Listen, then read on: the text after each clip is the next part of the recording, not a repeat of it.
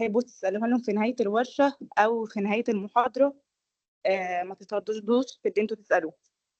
تمام. الجروب جاهز يبدأ. الشير معاكم يا شباب.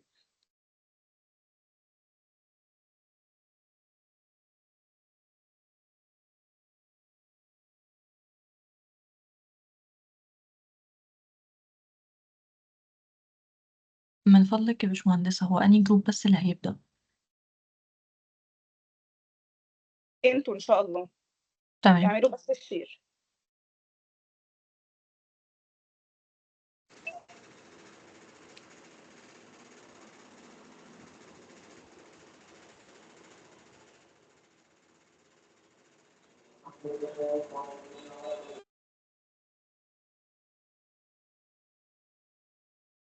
تمام، هو احنا جروب 45.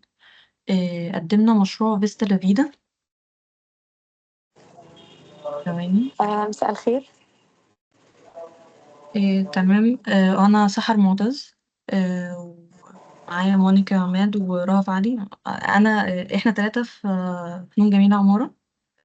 وقت ما دخلنا المسابقة كنا لسه في إعدادي، يعني خلصنا إعدادي وكنا داخلين أولى. فهي الحقيقة كانت تجربة مميزة يعني، وادتنا دفعة كبيرة، فلقيتنا يعني قدمت مستوانا جامد. مش هتكلم كتير في النقطة دي، هنبدأ على طول نتكلم عن SEE. مونيكا تتفضل. مساء الخير. زي ما سحر قالت، احنا البروجكت والكومبيتيشن لما دخلناها كنا لسه في اعدادي، كنا لسه خارجين من اعدادي. فمعروفة ان اول سنة بيبقى الشغل مانيوال وكده، فاحنا ما اشتغلناش ديجيتال كتير، بس يا دوبك احنا كنا عارفين شوية اساسيات من كاد ريفت سكتش اب حاجات كده. فلما دخلنا SEE هم خلونا نشتغل على نفسنا في الحتة دي في الأول، إن إزاي هنربط البرامج ببعض، إزاي هعرض فكرتي والكونسبت بتاعي بشكل اللي قدامي يفهمه. فهي حطتنا في أول الطريق ده، إن كان أول فيس خالص كان الشغل فردي، عشان كل واحد ينمي مهاراته أكتر مع نفسه. بعد كده لما دخلنا التيم بروجكت علشان نشتغل على الكومبيتيشن، الصراحة يعني الlectures اللي كان يعني بيشرحوا فيها tips and tricks في الprogram كانت بتفرق أوي. بس فيعني الصراحة كانت تجربة مميزة أوي بالنسبة لنا، وفادتنا كتير يعني الحقيقة. فهنبتدي دلوقتي ندخل في شرح الcompetition بتاعتنا. تمام، هو التيبل اوف كونتنت احنا قسمناه لكذا مرحلة. أول مرحلة احنا بدأنا بالمابس. احنا لو يعني أقول خلفية صغيرة عن المشروع، هو كان كوميونيتي سنتر في كوستاريكا. طبعا دي كانت حاجة جديدة علينا، لأن كل المشاريع اللي خدناها في المرحلة دي كانت مشاريع مألوفة بالنسبة لنا. كانت حاجات على الأقل الكونتكست كنا عارفينه، كانت في مصر يعني احنا عشان في مصر كانت المشاريع كلها مألوفة بالنسبة لنا.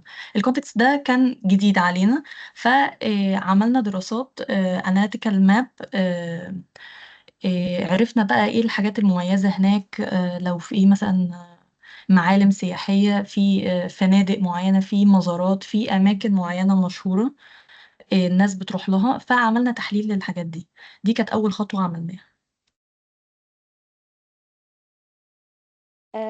تاني حاجة برضو كان مهم قوي ان احنا نشوف الكالتشر بتاعت الناس دي، بيلبسوا ايه، بيشربوا ايه.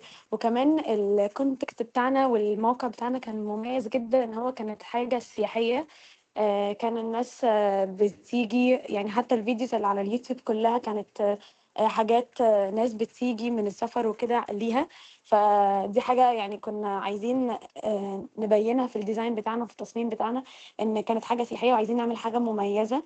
وكان برضو الموقع بتاعنا مميز قوي ان هو قدام البحر، فدي كانت حاجة يعني كويسة قوي. بس بعد كده تمام، بعد كده الكونسبت. في المدينة اللي احنا كنا المسابقة دايرة حواليها، أغلب المباني هناك كانت ماشية بنمط واحد أو بشكل واحد. كان في نوع من التكرار في أسلوب البناء. حلو. فاحنا كان عندنا خيارين واحنا بنختار الديزاين ككونسبت كبداية خالص. يا اما نمشي بنفس الطابع ده او نمشي حاجة مشابهة للمحيط اللي حوالينا، يا اما نعمل حاجة، يا اما نكسر النمط ده ونقدم حاجة مختلفة وحاجة مميزة وتشد الانتباه. والحقيقة احنا اخترنا الخيار التاني، اعتقد واضح من السكتشات اللي موجودة. عملنا شوية دراسات وحاولنا نطلع بمبنى مختلف عن الموجود. و الشكل اللي احنا وصلنا له كان شكل اورجانيك. شكل اورجانيك. كان الكونسبت في البداية ان هو مستوحى من موج البحر، لانه بيطل على البحر من جهتين من اصل 4. فحبينا ان حاجة زي كده نضيفها في المشروع وتكون هي الطابع الظاهر في المشروع. يعني ممكن يكون بس ده بالنسبة للكونسبت، يعني عشان مطولش عليكم. بعد كده الاناليسز. اتفضلي يا مونيكا. أول حاجة جينا نعملها كنا عايزين نتخيل المشروع بتاعنا، يعني إيه الحاجات المميزة اللي إحنا عايزين نحطها وكده، فعملنا زي story board بتشرح يعني المشروع كjourney الuser أو الvisitor اللي هييجي هيعدّي على إيه، بعد كده إيه المميز في الأرض عندنا أصلًا وفي المحيط اللي حوالينا علشان نحطه في المشروع. وكانت من الحاجات الرئيسية جدًا في الموقع عندنا كانت أشجار المانجروف، إن إحنا كنا عايزين نحافظ عليها.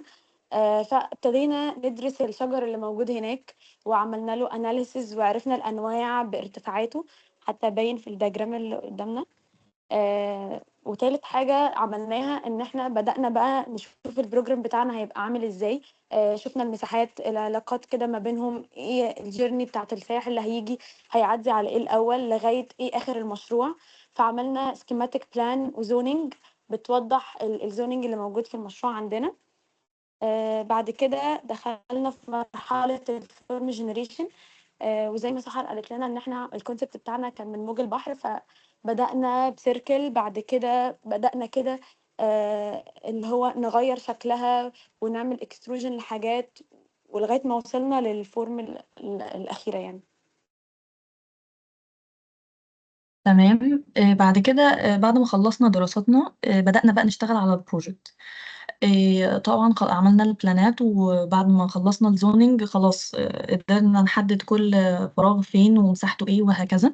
بعد كده في الاليفيجن بدأنا بقى نطلع بره الزونينج، نطلع بره بقى ان احنا نشوف الكتلة، نشوف الماتيريالز اللي استخدمناها. الحقيقة احنا بشكل اساسي استخدمنا 2 ماتيريال. اول حاجة كانت الخشب. كان شكله اوثنتيك وضاف روح كويسة قوي للمكان. وكمان حاجة تانية كانت كوستال كلادنج بانلز. كان ليها إضافات، كان ليها مميزات كتيرة قوي، كانت ايكو فريندلي وسستينبل وديورابل وكذا نقطة كده، يعني مش هتطرق ليهم قوي. ده بالنسبة للإليفيجنز والسكشنز. وكان من ضمن الأكتيفيتيز برضو حبينا نحط دايجرامز نوضح كل الحاجات الأكتيفيتيز اللي ممكن الزوار ي- يعملوها يعني في المكان. بعد كده الريندرز ده التخيل النهائي. متهيألي مفيش حاجة معينة أشرحها. شوتس جوه المشروع لحد في النهاية ما وصلنا للبانر النهائي، بس احنا مقسمينه على جزئين. ده الجزء الأول وده التاني، وده الشكل النهائي للبانر. آم، في حاجة حابة تضيفيها يا مونيكا؟ بس هو كانت في حاجات برضه إحنا ما وضّحناهاش أوي مثلًا كdiagram، إن مثلًا الcontext اللي حوالينا كانوا مهتمين أوي بالصيد. فدي حاجة يعني عملناها في المشروع كده كجزء، إن يعني الvisitor لمّا ييجي أو كده ممكن ياخد الexperience إن هو يصطاد، وكان في جزء كده قدّام البحر برضه. دي ممكن ما نكونش وضّحناها في الdiagrams، بس دي كانت حاجة مميزة أوي في المشروع عندنا. بس ويعني أحب أنهي كده إن إحنا فعلًا التجربة دي إحنا استفدنا منها كتير أوي، وكان يعتبر أول مرّة مثلًا نشتغل مشروع design كبير في مسابقة وكده مع بعض في competition. فكان كل واحد شاطر في حتّة كان هو اللي ماسكها، كنا كل واحد مبسوط من شغل التاني. آآ بس وفعلًا إحنا اتعلمنا كتير يعني من الexperience دي. أعتقد احنا كده خلصنا. لو حد حابب يسأل عن أي حاجة أو كده، يعني احنا يعني مستعدين نسمع أسئلة.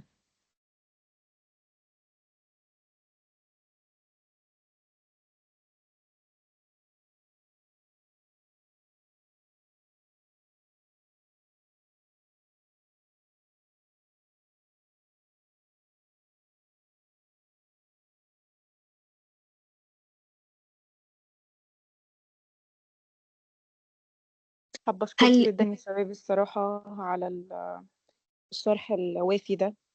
يعني برضو انتوا من أكتر الجروبس اللي كانت دايما بتتابع حتى في تفاصيل صغيرة.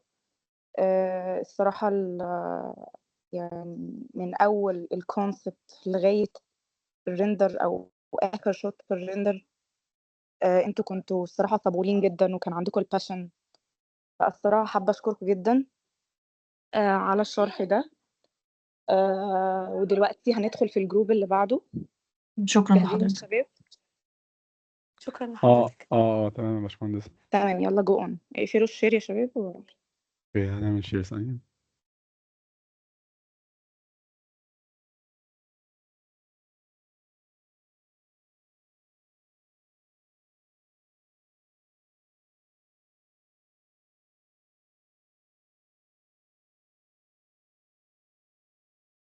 الشير واضح كده؟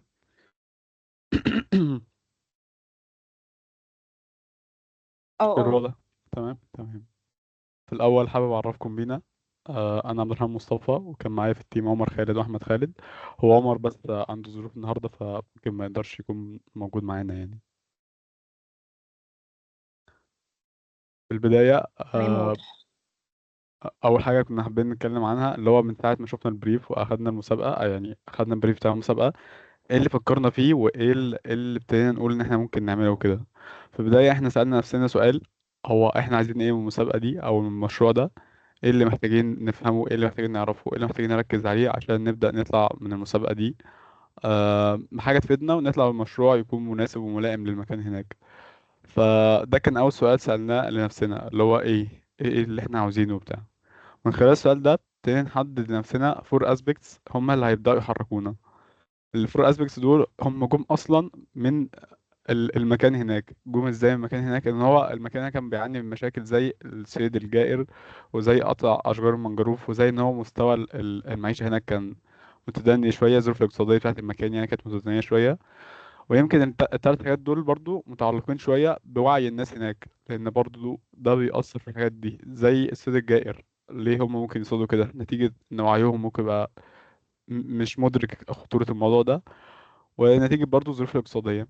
فالأربع حاجات دول احنا قلنا نحاول بمشروعنا ده إن احنا نساهم في حلهم. يعني ما يكونش مجرد مشروع اتعمل في مكان هناك، بل يكون هو مشروع ليه مساهمة مجتمعية في حل مشكلة ما بيعاني منها المجتمع هناك.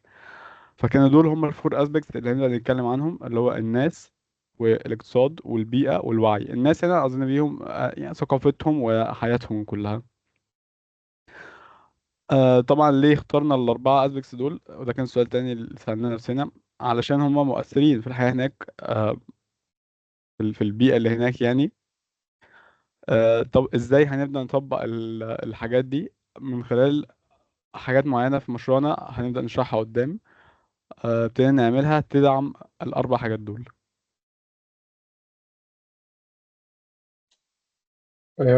طيب، هو احنا أول حاجة فكرنا فيها أو أول حاجة بدأنا نعملها كانت السايت، دراسة السايت. حاولنا نفهم الطريق عامل إزاي، الشوارع، الكونتكست، المنطقة المحيطة بينا، في إيه الحاجات المشهورة والحاجات المهمة، زي الجامعات وزي الفنادق والحتت المهمة دي. وبعد كده حللنا الحاجات الأساسية للسوات أناليسيز، اللي هي نقاط القوة ونقاط الضعف والفرص والتهديدات. أول حاجة كانت نقاط القوة. كان السايت بتاعنا كان مميز، كان كان على الفيو كويس وبتاع، وفي محاط بالبحر من جهتين، والمنطقة كلها فيها سياحة كويسة واقتصاد بحري كويس، والمنطقة كلها كانت مشهورة بالصيد. والجزء بتاع الويكنس كان في بنية تحتية عندهم قديمة شوية، فكان في مشكلة هناك في البنية التحتية ونقص الموارد. وكان في مشاكل في الاقتصاد عشان هم ما عندهمش تنويع في الاقتصاد. كان هم معتمدين بشكل قوي على حاجتين بس، كانوا معتمدين على الصيد وعلى السياحة بس. فاحنا حاولنا في المشروع بتاعنا إن احنا نحط ال- اسمه إيه، الاقتصاد كاسبكت عندنا مهم زي ما عبد الرحمن قال، بحيث ان احنا نحاول نساعد الناس هناك وبتاع في موضوع الاقتصاد ده. وبعد كده آه، حاولنا نتواصل مع ناس هناك كتير علشان نفهم الشعب هناك بيفكر ازاي وايه المشاكل اللي عندهم وبتاع وكده، حتى على جروبات الفيسبوك والاماكن المشهوره هناك وبتاع، وحاولنا نتواصل مع ناس هناك كتير، وفهمنا برضو دماغهم كانت ايه المشاكل اللي عندهم وبتاع وكده. ودرسنا بقى حركات الشمس والرياح، واستفدنا فيهم بحاجات تانية قدام هنشوف في الفورم جنريشن والحاجات اللي قدام إن شاء الله.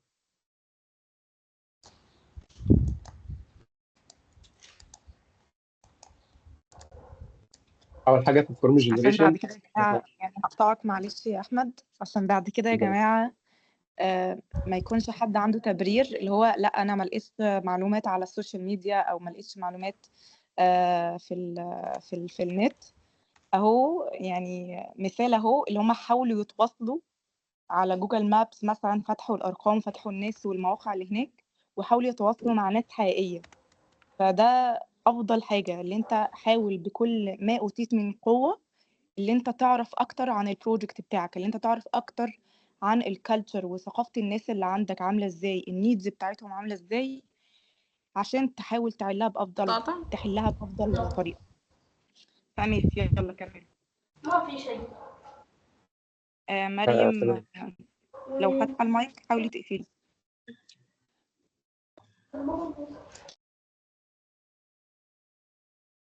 تمام ماشي. هو أول حاجة في الفورم جنريشن احنا قسمنا السايت على 4 مناطق رئيسية بناء على البرنامج بتاع المشروع، وبناء على الكونسيبت بتاعنا والفيجن اللي عبد الرحمن كان شرحه فوق.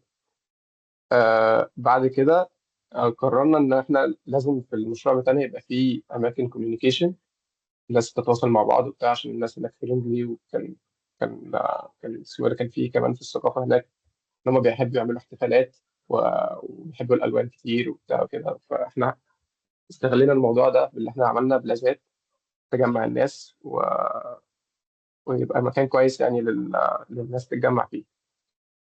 وبعد كده زي ما درسنا فوق في الحركة حركة الشمس وحركة الرياح، قررنا إن إحنا هنلجأ للكورتات.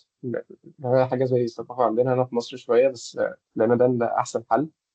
إحنا هنظبط الرياح والشمس بالكورت، عشان ده كان أسهل حاجة يعني. إن إحنا كان في حاجات كتير كنا عايزين نحطها، كان في مشاكل في التهوية وبتاع كده، فاتحلت بالأسلوب ده يعني. وبعد كده قررنا إن إحنا محتاجين نعمل يوزر اكسبيرينس تكون مختلفة شوية. فقررنا إن إحنا هنعمل بريدج يوصل ما بين أول المشروع لحد آخره، بحيث إن الشخص يكون قادر يمشي في المشروع كامل من بره، إن هو يبقى شايف المشروع من بره، وقادر يتواصل مع كل حاجة بصريا من فوق. ودرسنا الكونتكست بتاع المكان، فحاولنا ان احنا نعمل حاجه قريبه من الكونتكست، عشان ما يبقاش في حاجه شاذه او حاجه الناس ما تبقاش حابه تشوفها وبتاع كده. فحاولنا ان احنا نظبط الموضوع ده، بس استخدمنا نظام ستراكشر مختلف، وده عبد الرحمن هيشرحه ان شاء الله في الاكسبيرينس التدريبي. احنا نتيجة لان الاسبانز هناك كنا عايزين نحقق اسبانات معينة في فراغات معينة زي المعرض مثلا. مش عايزين يكون في اي كولمز في النص وبتاع، وعشان برضو نحقق الاسقف اللي هي مايلة شوية، ودي عاملينها لسبب عشان صرف الامطار وكده. فساعتها قررنا ان احنا نلجأ للتراسز، ان هي تكون ده الاستراكشر الاساسي بتاعنا. طبعا في كولومز هي بتتسند عليها وكده. وفي ميزة تانية للتراسز دي ممكن هنشرحها في جزء تاني قدام، استفدنا من ايه في التروسز تاني من المميزات بتاعتها يعني. دلوقتي هنشرح بس حاجات في البلان. احنا لما جينا نطبق الفيجن بتاعتنا اسف معلش، خلينا اول زون خالص اللي هي الجزء اللي على الشمال ده، ده الزون الخاص بالاسواق. وده لو هيخدم حاجه في الفيجن بتاعتنا فهو بيخدم الاسبكت بتاع الايكونومي، ان هو احنا ابتدينا نتيح ليهم فرص تانية للعمل، وتدعم حاجات من عندهم يعني برضو عشان يبداوا يبعدوا عن حته الصيد الجائر او قطع الاشجار، وفي نفس الوقت ينمي شويه الجزء الاقتصادي في حياتهم وكده، يكون يحسن دخلهم يعني. بالنسبة للجزء اللي على اليمين ده كان فيه حاجتين، في طبعا يعني بتبقى موجودة في أي مشروع اللي هي صالة اجتماعات أو كده، دي اللي بتبقى خاصة بالمانجمنت بتاع المكان، وفي الورك شوبس واللابس، عشان المكان هناك كان المفروض إن هو يبقى فيه جزء بيتعمل فيه أبحاث وتجارب لحاجات تخص المكان هناك. الجزء اللي قدام اللي هي البلازا الأكبر دي كان قريبة جدا من الجاليري، عشان لو هناك في أي احتفال أو في أي عادة من العادات اللي هما بيعملوها يكون في بلازا تقدر تحقق لهم ده. وفي نفس الوقت خليناها هي تكون البلازا الكبيرة دي هي المفتوحة على أكبر فيو ممكن، عشان يبقى في دايما اتصال ما بينهم وبين البيئة اللي حواليهم، ما نبقاش احنا خليناهم في مبنى ما هما مش كأنهم محبوسين جوه مكان، لا هو في اتصال ما بينهم وبين المكان اللي حواليهم.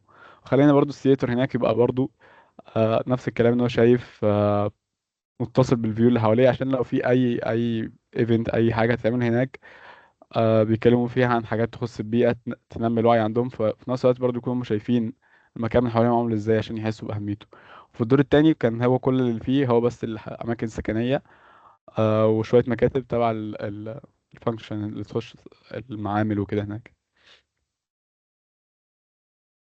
اللي هنشرحه دلوقتي حاجه تانية عملناها في الواجهات، ممكن نشرحها على الدراسه دي. ان احنا من ضمن المعالجات المناخيه اللي عملناها عملنا لوفرز على الواجهه، اكبر واجهه معرضه للشمس. قررنا ساعتها ان احنا نعمل لوفرز هناك عشان تقلل شويه من الحراره اللي وصل المكان، فبالتالي الراحه الحراريه جوه المكان تبقى اعلى شويه، ودي برضو ليها هدف اقتصادي ان المكان ده ما يكونش بيستهلك طاقه كتير جدا. فحاولنا نعمل ده يعني in a passive design way، ان احنا من غير المكيفات وكده يبقى في حاجه بتقلل شويه من استهلاك المكان للطاقه وللحراره.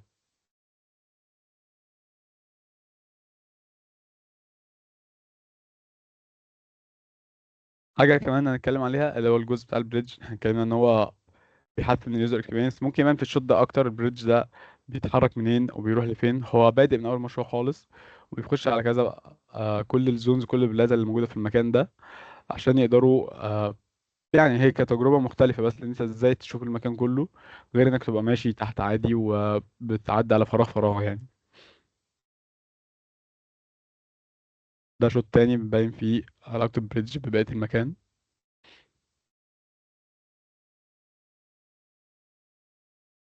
بس دي تعتبر معظم الحاجات اللي كانت كشغل في المشروع، كفكر يعني ايه اللي فكرنا فيه وكده. كالجزء التكنيكال السوفت ويرز اللي استعملناها وكده كان في الموديلنج استعملنا الريفت، وفي الريندر استعملنا اللوميون، وطبعا كده كده لازم نستخدم فوتوشوب فان احنا نعمل شويه حاجات. في سكتش اب استخدمناها في الجزء بتاع الدياجرامات والستاديز وكده. بس شكرا، ده كان كل حاجه في المشروع.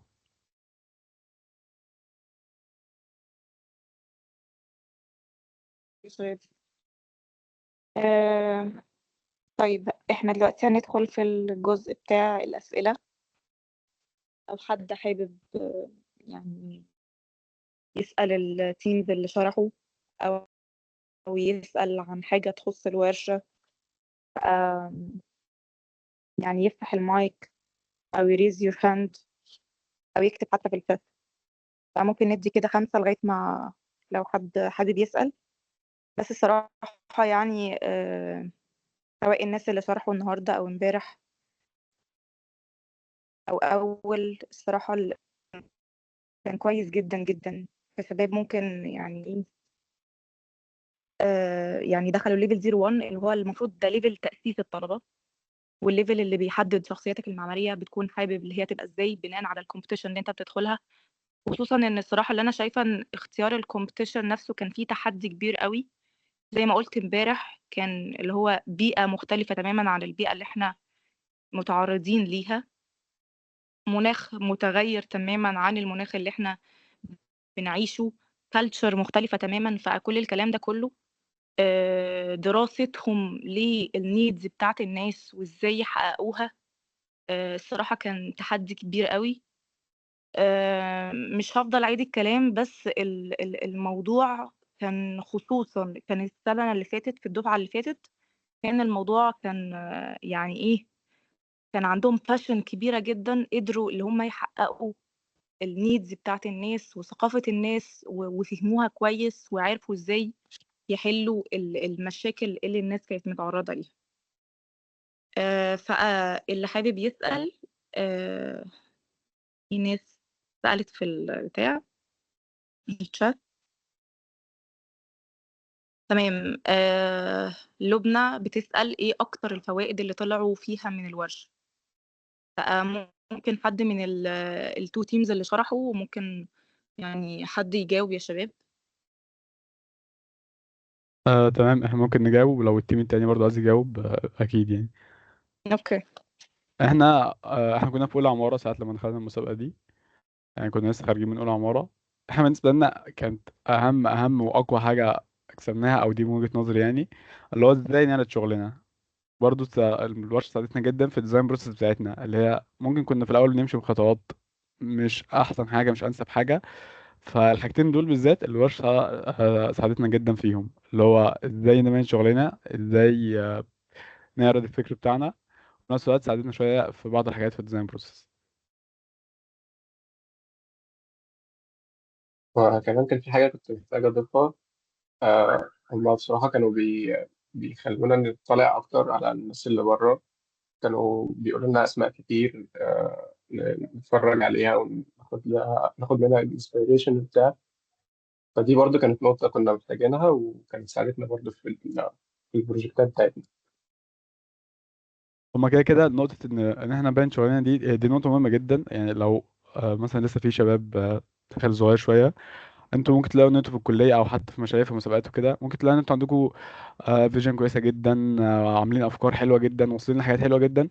بس في الاول والاخر اللي قصادك ما يعرفش المشروع بتاعك قد ما انت عارفه، فانت لازم تبين له انت ايه المميزات بتاعت مشروعك، انت عملته ازاي، لازم تبين له فكرك. فحته ان الواحد يظهر شغله دي مش بتكلم على اظهار معماري، يظهر شغله هو يبين فكرته، يبين البروسيس بتاعته، يبين هو وصل لايه. دي حاجه مهمه جدا عشان اللي قدامه يوصل له اللي هو عمله اصلا.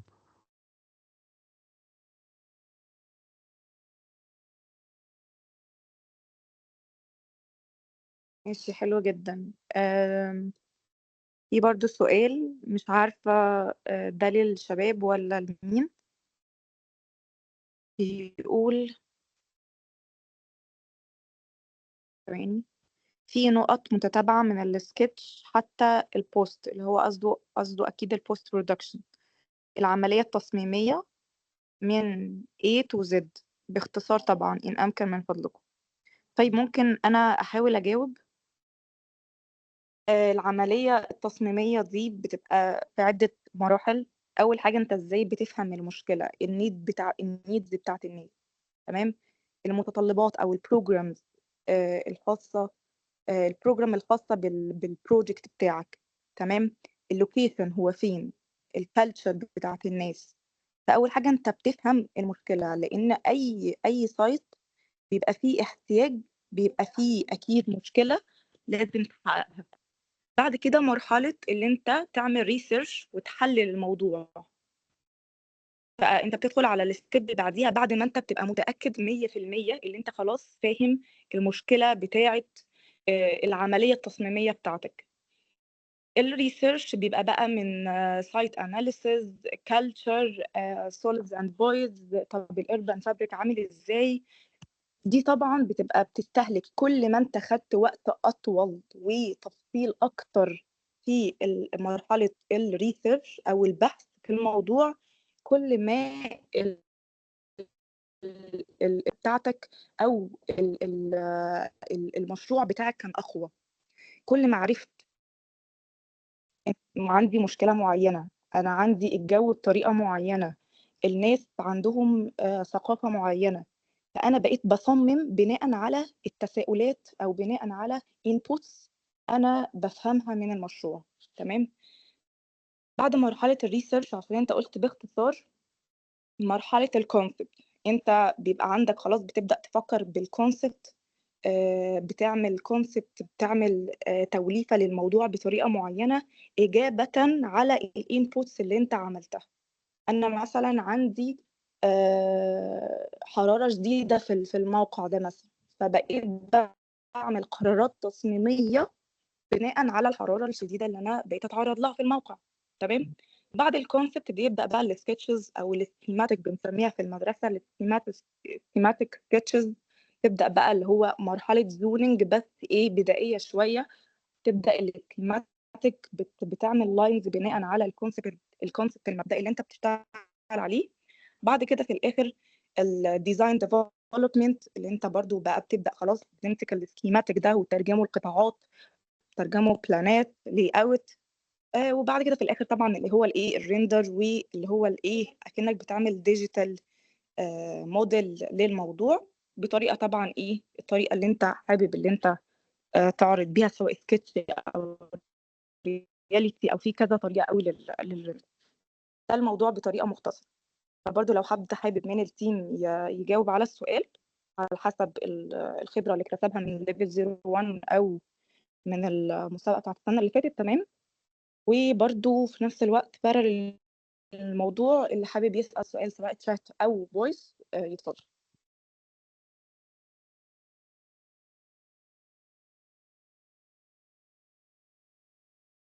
احنا تمام يا باشمهندس، مفيش حاجة هنزود.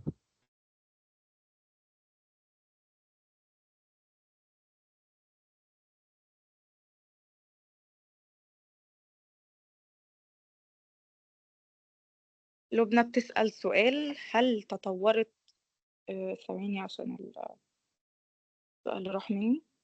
هل تطورت المهارات المتعلقة بتوزيع الفراغات والفورم بالربط مع البحث؟ لبنى بصراحة السؤال مش واضح، فلو حابة ان انت تفتحي المايك وتفصليه بطريقة أفضل، أو ان انت تفصليه كتابة بطريقة يعني تفصيلية أكتر، لأن أنا مش فاهمة السؤال.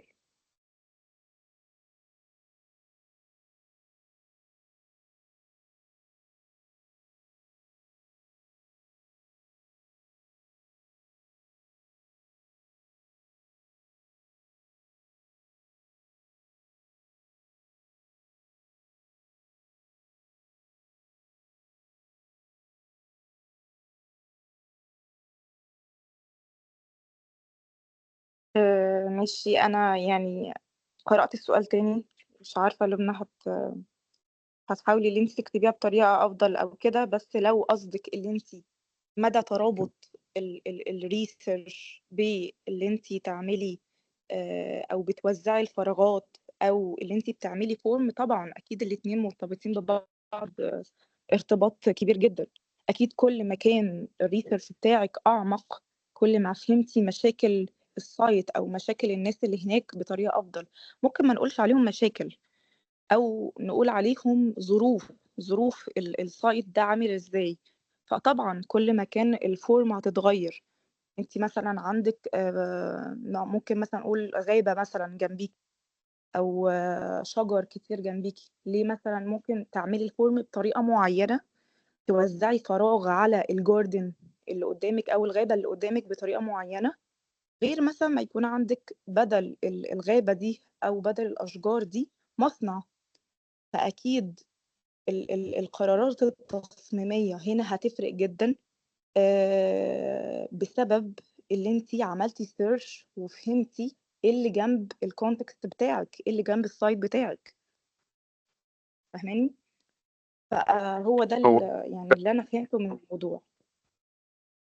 هو الفكرة الأول، السلام عليكم ورحمة الله وبركاته. ازيكم يا شباب، عاملين ايه؟ معلش يا هبة قطعتك. لا لا آه تمام يا هندسة. ولكن حابب أضيف نقطة للجزئية دي. احنا عندنا ضعف كامل لموضوع إن الفكرة تكون مترابطة بجزئيتين. بإن البحث اللي بعمله ما بيبقاش بيطلع المنتج اللي بعمله في الآخر، نتيجة إن البحث معروف في الكليات إن هو خطوة لازم أعملها لمجرد إن أنا بمشي أول أسبوع بيها أو كده. وده كان حتى على ايامنا احنا واحنا بندرس.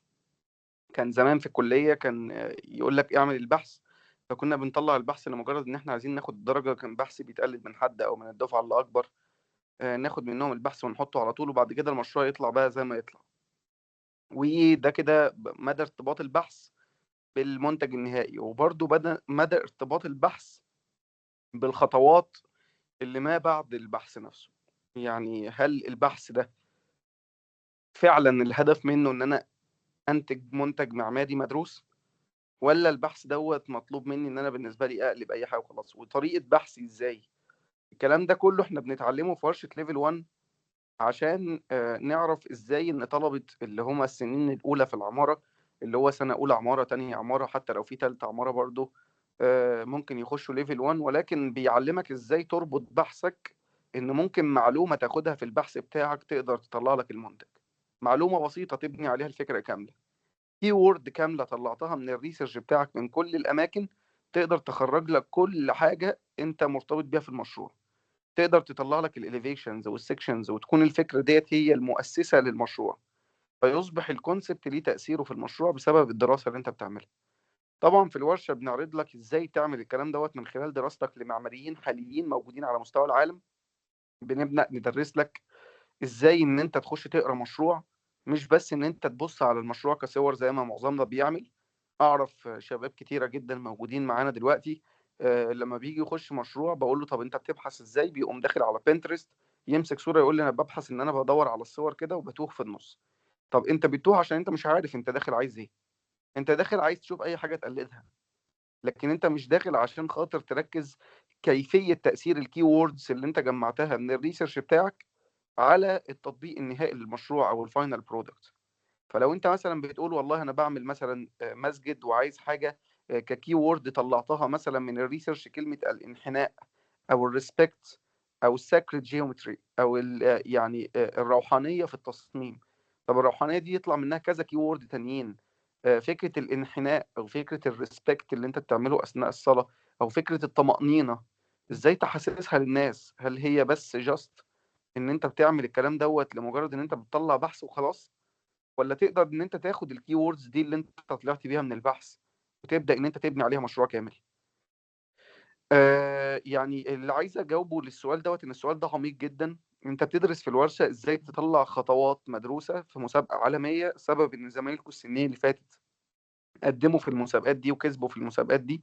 هي حاجه بسيطه جدا، ان انت مش بتبحث لمجرد البحث، مش بتطلع بحث المشروع بتاعك، حتى مشروع التخرج بتاعك مش بتبحث عشان خاطر مجرد ان انا بخلص البحث بتاع مشروع التخرج عشان اخد الدرجة اللي من 20 ولا من 50 ولا من 70. لا، انت بتبحث عشان فعلا تجيب المعلومة.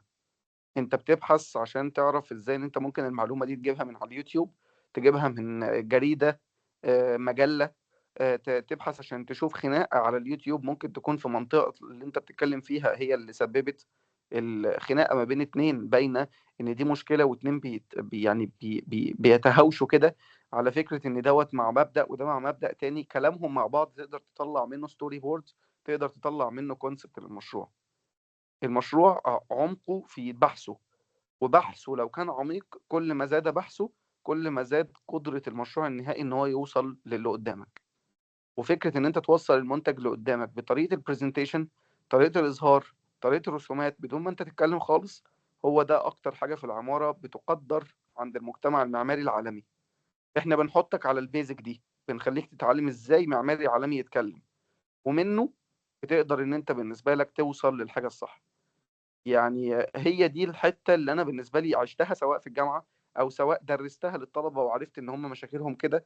طبعا المدرسة موجودة بقالها 7 سنين وعارفين مشاكل الطلبة إيه. دايما بيعمل حاجة وبيبحث في حاجة والمنتج يطلع حاجة والخطوات تكون في النص حاجة، فدايما تلاقي إن في يعني لخبطة تصميمية بتيجي في الانترفيوز. النهارده مثلا كنت بعمل أكتر من 3 أو 4 انترفيوز، فلقيت الناس اللي قدامي بقول لهم أنا عايز أعرف الديزاين بروسيس عبارة عن إيه. فمعظم الناس مش عارفه ايه الديزاين بروسيس، مش عارفين الخطوه يعني دي تلي دي، يتلوها دي يتلوها دي. ليه؟ لان انت مش عارف انت واقف في انهي مرحله. انت مش عارف دي مرحله اسمها الكونسبشوال ولا الاسكيماتيك ولا الديزاين ديفلوبمنت، ولا دي مرحله الريسيرش، ولا دي مرحله الفيجن، وفي مرحله في النص اسمها بري فيجن. طب البري فيجن امتى؟ طب انا وصلت لحد امتى؟ طب هخلص دي امتى عشان اخش في المرحله اللي بعديها؟ لو انا جيت قلت لك انت عايز توصل من القاهره لحد مثلا اسوان، هتمشي ازاي؟ هتقول انا هاخد الطريق ده، هخش يمين هخش شمال همشي على طول هوصل لاسوان. لكن لو انت مش عارف الخطوات اللي انت هتروح بيها اسوان، يبقى انت اكيد مليون المية مش هتعرف توصل اسوان، هتتوه في النص. وهو ده الفكره بتاعت السؤال اللي اتسأل. ليه سبب ان احنا تايهين في التصميم؟ ايه سبب ان احنا مش عارفين نوصل للمنتج بتاعنا؟ الاجابه بسهوله جدا، لان انت مش عارف خطوات التصميم الصح، ومش عارف ازاي ان انت تبني تصميم صح. التصميم بيطلع نتيجه ان انت بتمسك صوره عجبتك، بتبدا تعمل لها سكتش او فكره مش يعني يعني مش مدروسه صح، او مش طالعه من دراستك صح، وبتبدا تمسك الفكره دي شويه. للاسف الشديد ده اللي بيحصل، يعني مش هقول في كل الجامعات، ولكن في معظم الجامعات. وديت نقاشي دايما مع المعيدين والدكاتره، ودوت فعلا هم بيأيدوه. ان المعيد بيحط خط شويه، الدكتور يجي يقول لك لا الرسمه دي مش عجباني، وبعد كده يجي الدكتور يحط خطوه تاني. طب لو الخط دوت دي كونستراكشن ممكن يخليه لك اورجانيك، ولو الاورجانيك دوت يتحول لدي كونستراكشن او خطوط متكسره، فيبدا حد تالت يخش معاك يدي لك خطوط متكسره. مفيش اي فكره ليه انا شغال بخطوط متكسره او ليه شغال بخطوط اورجانيك، وده تاثيره على الكونسبت ايه، والماتيريال اللي شغال بيها هنا ايه. انت في الورشه بتمشي بالخطوات دي، بتمشي بان احنا بنقول لك لا دي مش لغه التصميم اللي انت شغال بيها. اللانجوج اللي هنا دي مش ما تمشيش مع المشروع بتاعك. الماتيريال دي الافكت بتاعها ان هي مش مديه الكونتراست اللي انت عايز توصله. المشروع ده محتاج ان الظل والنور يبانوا فيه اكتر، فحاول تغمق شوطاتك وتبين فيها اللايت اكتر. ده اللي احنا بنمشي بيه اثناء الورشه. فعشان كده الخطوات التصميميه خطوات معقده جدا، بتوصل من خلال قرايتك لاكتر من مشروع. بنعرفك مين اللي بتتقلد بيهم او بتتفرج عليهم، عشان ما تبقاش صحاب مدرسه واحده، لان احنا اسمنا مدرسه لان احنا بندرس اكتر من مدرسه. يعني احنا بنوريك مدرسه مثلا الخطوط الانسيابيه، مدرسه زي حديد بنوريك خطوط مثلا اللي هي دانيال ليبسكند والمنكسره والحاجات دي كلها، بنوريك شغل فرانجيري، بنوريك بيارك انجلز وخطواته واظهاره وطريقه عمله ازاي، بنوريك معماريين على الساحه، بنقول لك والله انت لازم تشوف في مشروعك ده مشروع مارينا تبسم. عايز تاخد منه تمام، مش عايز بس احنا بنخليك صاحب القرار في المشروع. فدايما يعني سامحوني لو طولت في الاجابه، ولكن الاجابه دي كانت مهمه جدا، لان هي تقريبا هي ما ينفعش تتجاوب عليها بطريقه مختصره، ولكن الاجابه كان لازم توضح كده، لان هي دي خطوات الورشه.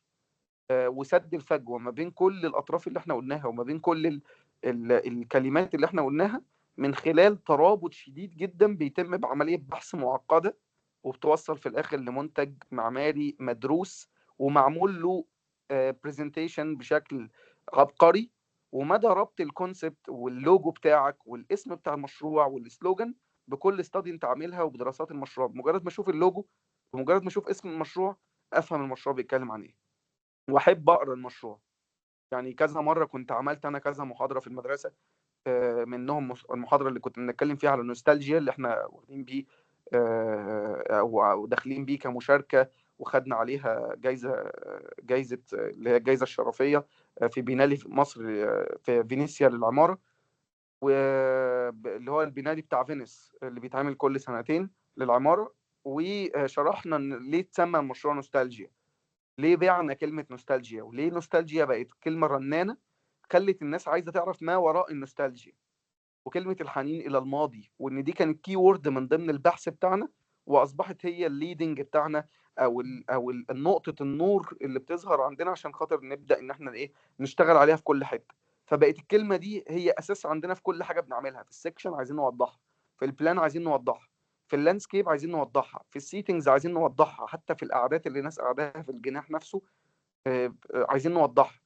فمدى تأثير الكلمة أو الكي وورد على كل الدروينجز، ساعتها بتحس إن مشروعك ناضج ومرتبط العملية البحثية مع عملية التحليل مع عملية الفاينل ريزلت اللي هي بنسميها ريسيرش اند اناليسيز، يعني فورورد للفاينل برودكت بتاع المشروع. تمام يا جماعة، يا ريت الإجابة تكون واضحة. أشكركم جدا.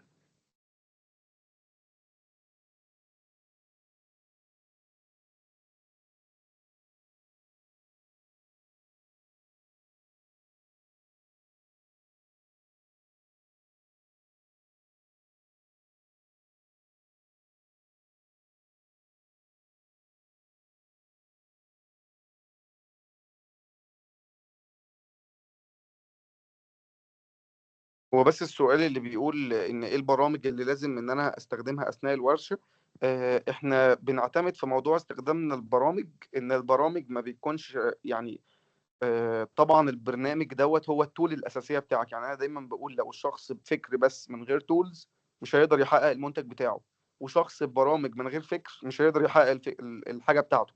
طيب مع دراستنا للسوق ودراستنا للماركت بالنسبه للجامعات في الوطن العربي وفي مصر، خصيصا يعني في مصر، لقينا ان للاسف الجامعه ما بتوفرلكش الحد اللي بيديك التول بشكل قوي، او في بعض الجامعات بتوفر التولز بشكل قوي بس ما بتوفرلكش الفكر بشكل قوي. فاحنا سميناها ورك شوب مش كورس. ليه سميناها ورك شوب؟ لان هي عباره عن ابلكيشن مع يعني تطبيق مع فكر. انت بتطبق وبتفكر. طيب لازم اكون عندي خبره في برنامج الريفت او السكتش اب او اللوميون او الفوتوشوب عشان اخش الورشه؟ لا، انت بتمشي بتبس اند تريكس. يعني ايه؟ يعني ما بتخش الورشه بنقول لك يلا افتح قائمه اوبن ونيو وبنقول لك يلا بسم الله هنبدا البرنامج من الصفر. احنا بنعمل معاك كده بشكل مستعار. يعني ايه؟ يعني بنمشي معاك بخطوه اللي هو ايه، يلا هندخلك على البرنامج على طول، يعني هندخلك على الرسمه دي على طول. فانت تيجي تقول طب ما انا مش عارف افتح اصلا البرنامج. لا، بنمشي معاك بقى، بيكون في معاك اسيستنت بيساعدك لو انت في مشكله معاك، بيبدا ان هو يساعدك في كل الخطوات اللي انت ماشي بيها. والاسيستنت دوت وظيفته الرئيسيه ان هو يوجهك في البرامج والفيديوز بتاعت البرامج اللي هي الريكوردد فيديوز اللي بننزلها لك لازم تشوفها وتطبق عليها. ولو في حاجات فاتتك محاضره في الثانيه في الثالثه مره واحده بتلاقي الورشه كلها فاتتك. لكن لو مشيت وتابعت وقدرت ان انت تحضر معانا، حتى لو ما حضرتش المحاضره اللايف بس ممكن تسمعها اخر اليوم وتطبق عليها، هيكون الموضوع مفيد جدا ليك. فبالنسبه للبرامج محدش يقلق منها. انت بتخش بيبقى فيه ريكوردد سيشنز موجوده بتنزل لك بتبدا تتفرج عليها. طب اللايف وظيفته ايه؟ هو المحاضرات الاكاديميه او اللي احنا بنقوي بيها فكرك. والاثنين دول بندمجهم في الاخر مع الجروب وورك، ان احنا بقى بنفتح موضوع الجروبس وبتبداوا انتوا الثلاثه كتيم تشتغلوا مع بعض عشان توصلوا للفاينل برودكت بتاع المسابقه.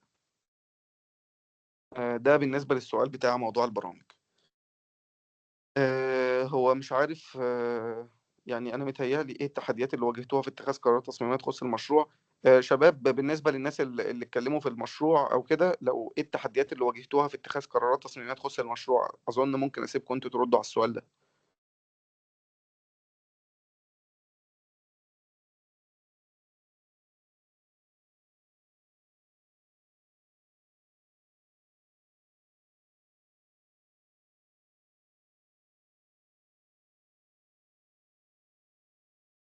هو يمكن بالنسبة للتيم بتاعنا احنا او اللي كان بيحصل معانا، ان هو احنا في بيئة هناك مختلفة شوية، حساسة شوية.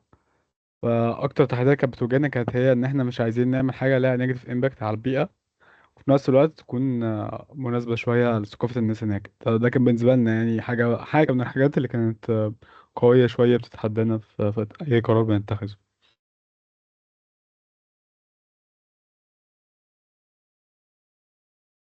طيب جميل جدا. بالنسبة للتيم التاني في حد موجود هيرد على على الجزء دوت في المشروع بتاعه؟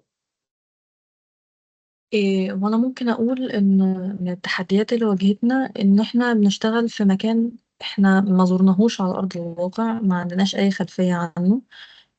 ومفيش طبعا اي فرصة ان احنا نقدر نروح هناك. فكل المعلومات اللي بنجيبها مثلا من خلال جوجل مابس، من خلال فيديوهات على اليوتيوب. فدي كانت من ضمن التحديات اللي واجهتنا، واننا نعمل حاجة تكون مناسبة للكالتشر بتاعتهم، لان هم ثقافتهم اكيد مختلفة عن ثقافتنا. فبرضه كانت من ضمن الحاجات من ضمن التحديات. ممتاز جدا. هو أنا يعني يمكن أضيف على اللي هم قالوه. بشكرهم جدا يعني طبعا على الإجابات الواضحة اللي قالوها، ولكن يمكن أضيف إن فعلا فكرة التحدي هو إن أنت عشان توصل لقرار تصميمي، هي أكبر تحدي فكرة إن أنت بالنسبة لك بتتعامل مع كوميونتي أنت ما تعرفوش، أو ما قعدتش وسطيهم فجربت إن أنت بالنسبة لك تشتغل معاهم أو إن أنت تفهم فكرهم أو تسمعهم أو كده. طيب يمكن أنا بالنسبة لي جات لي الفترة اللي أنا قدرت إن أنا أتعامل مع شركة سياحة. فلما ادوني مشروع حقيقي على ارض الواقع عشان انفذه وعشان ابنيه وعشان اصممه في الاول قبل ما ننفذه او نبنيه او كده، كان في مشروع زنزبار. اظن بالنسبه لمعظم الناس اللي سامعاني ممكن يكونوا عارفين المشروع دوت. مشروع زنزبار لما احنا مسكناه وصممناه ونفذناه، المشروع كان لابد منه رقم واحد ان انا ازور المكان. يعني يمكن معظم المكاتب تيجي تقول لك ايه، يقول لك لا انا مش هزور المكان نتيجه ان انا لو زرت المكان المكتب دوت هيقتطع من الفيز اللي انا باخدها معاه او كده. كمكتب تصميم طبعا انت بتروح المكان هناك، تكلفه، تذاكر طيران، اكل وشرب، كل الحاجات دي كلها بتقتطع من فلوس تصميمك. ولكن المكاتب اللي بتفكر بفكر مختلف، اللي هي التجربة نفسها، ان انت تحس ان انت حسيت التجربة وتقلل الفيس بتاعت مكتبك نتيجة ان انت عايز تشوف الموضوع، لا انا فضلت ان احنا نسافر وناخد التيم ونروح معاهم ونبدأ نemphasize التجربة نفسها، ونبدأ نركز على ال يعني نحط بوينتس كده، أسئلة وإجابات كل يوم بتتحط. لان قبل ما الكلاينت يدينا المشروع كنا قاعدين معاه في ميتنج، فقلت له كلمه، قلت له انا ليا خطوات في المكتب بتاعي بنمشي بيها. قال لي اتفضل.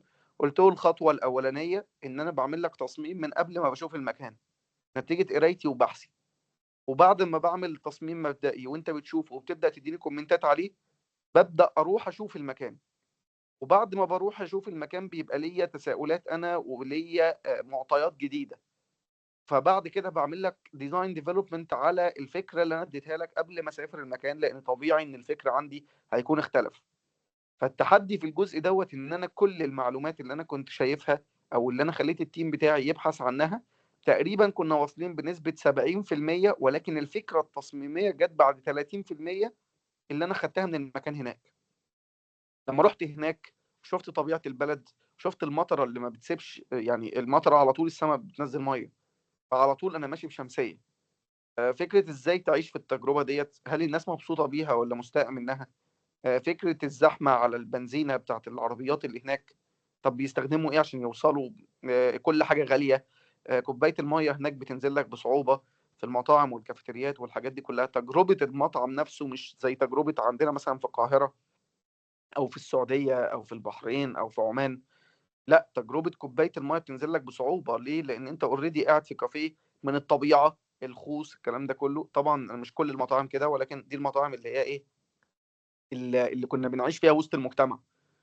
تجربة إن أنت بالنسبة لك أصلا بتصمم لمين؟ بتصمم للسياح اللي جايين المكان ده عشان يسيبوا كل بلدان العالم وجايين يعيشوا في الطبيعة ووسط الشجر والنخل والطبيعة وكده. فبتروح هناك تلاقي شركات او مصممين مدمرين الطبيعه ومدمرين الارض ومدمرين كل حاجه، وبالتالي بيبداوا يعملوا كل حاجه من الصفر. فالزائر يجي يحس ان كل حاجه خرسانه وكل حاجه جديده وكل حاجه توتالي نيو ورايحه للكونتمبراري اركتكتشر، فما بيبداش يحس ان ده المكان اللي انا سايب بلدي في انجلترا عشان اجي هنا الليله مثلا ب 3000 ولا ب 4000 دولار.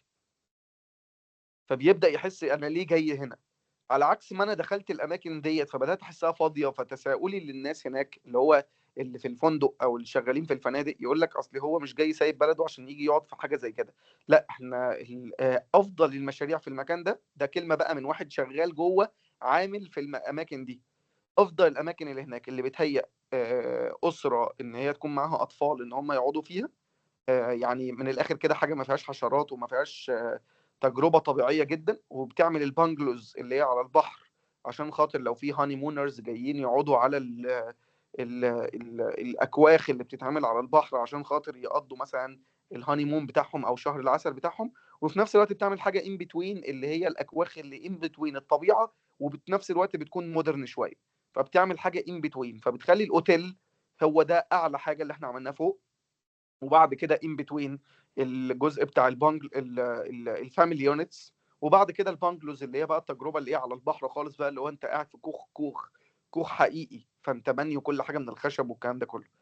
فممكن كلمه من عامل اثرت في المشروع بشكل كبير جدا جدا جدا جدا ووديته لتجربه ناجحه. المشروع قدر الحمد لله على مساحه 37,000 متر مربع يتنفذ بشكل كامل بالشكل اللي نزلناه على السوشيال ميديا عندنا على صفحه مكتب بارتنرز ديزاين ستوديو. فاللي عايز اقوله ان ممكن التجربه التصميميه بتاعتك اكبر تحدي فيها ان انت ما تزورش الموقع فعلا، بس تقدر تعوض الموضوع ده بايه؟ بالريسيرش زي ما زمايلكم السنه اللي فاتت قالوا.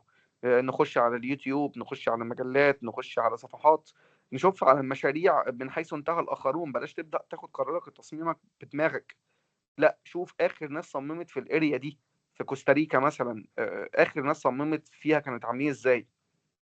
ايه احسن المباني الناضجه فكريا في كوستاريكا، مين المعماريين المشهورين في كوستاريكا واللي ليهم اسمهم اللي قدروا يصمموا حاجات كويسه. المعماريين الكبار بقى اللي هم نورمان فوستر وكده، اخر مباني صمموها في كوستاريكا عملوا ايه، عشان تبدا تاخد اخر حاجه وصلوا لها وتبدا تبني عليها وتحط التاتش بتاعك. هي دي يمكن اكبر تحدي انا بشوف في المشروعات او التصميمات الكبيره. مش عارف لو يعني انا اظن كده ان احنا بالنسبه لنا ممكن نكون يعني دقيقه واحده اشوف الشات. اظن مفيش اي سؤال تاني عندنا النهارده. مش عارف، انا برضو هسأل سؤال كده اللي هو في حد تاني عنده اي سؤال عايز يسأله. اظن ان ال3 محاضرات اللي فاتوا دول كانوا واضحين وشاملين ومبينين الخطوات اللي زمايلكم مشيوا بيها. يمكن بقى لنا 3 ايام في ورشة ليفل 1 بس، ومن بكرة اظن هنبدأ ورشة ليفل 2. فالشباب اللي طلعوا المنتجات اللي احنا شفناها خلال ال3 ايام اللي فاتوا ناس تعبت جدا، ناس ليهم كل الاحترام والتقدير ان قدروا يكملوا في المشروع لحد ما يوصلوا للدرجة من الكواليتي اللي انتم شفتوها. كل الدياجرام كان موصل للفكرة، وهو ده الهدف، ان انت تعرف تتكلم وتخلي رسوماتك تتكلم بديلا عنك. لان كل المعماريين الكبار بيبقى ليهم اسلوبهم في طريقة اظهارهم للمشروع. فلو انت ما عندكش البيزك، احنا ما بنقولكش تتبع نفس الخطوات دي طول عمرك، ولكن دايما كلمة مدرسة احنا سميناها مدرسة معمارية عشان عشان هي بتاخدك اللي هي بتحطك على الطريق كبيزك لاين المفروض تعمل ايه. بنبعدك ان انت تمسك الشاسيه بتاعك تعمل عليه الوان في الباك جراوند وحاجات زي اللي بنشوفها دي. بنبعدك ان انت تعمل دراسات زي الشمس الشموسه والرياح المتلولوه اللي احنا قلنا عليها قبل كده. بنبعدك ان انت تفهم يعني ايه ستاديز. بنقربك من حته ان انت تفهم يعني ايه ستوري بورد، يعني ايه اناليتيكال مابس، يعني ايه باراجراف اوف فيجن، يعني ايه لوجو، يعني ايه سلوجان، يعني ايه نيم للبروجكت يكون سهل وواضح والناس بتستفسر يعني ايه الاسم ده. فاظن ورشه ليفل 1 من اقوى الورش اللي موجوده عندنا في المدرسه، وبتوصل لك كبدايه كده ازاي اطلع سكتش ريندرز مميزه و اكتيفيتي دايجرامز لكل فراغ جوه المبنى عشان يوريك الاكتيفيتيز اللي عندك جوه، ازاي تعمل ديزاين اكسبلود وازاي توضح فراغات المبنى من جوه. معظم الناس بيبقى عندها البرامج ديت بس بيقول لك انا ما بعرفش اطلع الرسمه دي. احنا في ليفل 1 بنوفر لك ده. عشان ما اتكلمش كتير او ما اخشش في تفاصيل كتيره، انا حابب اشكر الشباب اللي جم اتكلموا النهارده وكلموا امبارح وكلموا اول امبارح، وبالاخص الناس اللي هم بتوع النهارده عشان موجودين النهارده. فبشكركم جدا على وجودكم وعلى اعطائكم وقت من مجهودكم ويومكم ان انتوا تخشوا تتكلموا عن مشروعكم. ودي اكتر حاجه حببتني في المدرسه، ان احنا بنخلي الناس تتكلم عن حاجتها ويبداوا يخشوا يتكلموا عن رؤيتهم والفيجن بتاعتهم، واللي دايما بنبدا ندور عليهم بعد كده في ان هم يكونوا معانا كمدرسين وكاسيستنت وككوردينيتورز في الورش بتاعتنا. شكرا لكم يا شباب، وشكرا لكل اللي كانوا حاضرين النهارده. ان انتوا برضو اديتوا وقت ان انتوا تسمعوا تجربة زمايلكم زمان عشان خاطر ممكن تكونوا انتوا مشتركين في الورشة. وان شاء الله باذن الله نشوفكم في المحاضرات الجاية. بكرة اظن ورشة ليفل 2، بس تابعوا على الصفحة بتاعت صفحة المدرسة بيكون معاكم مهندس محمد خطاب ومهندس عبد الرحمن خطاب وهكون انا برضو معاكم ان شاء الله باذن الله. فيعني باذن الله تستفادوا من طبعا احنا ماشيين ليفل 1 بعد كده ليفل 2 بعد كده ليفل 3. فاتمنى ان شاء الله المحاضرات كلها تبقى مفيده ليكم. شكرا ليكم وعلى تواجدكم النهارده معانا، ونشوفكم على خير في المحاضرات الجايه، والسلام عليكم ورحمه الله وبركاته.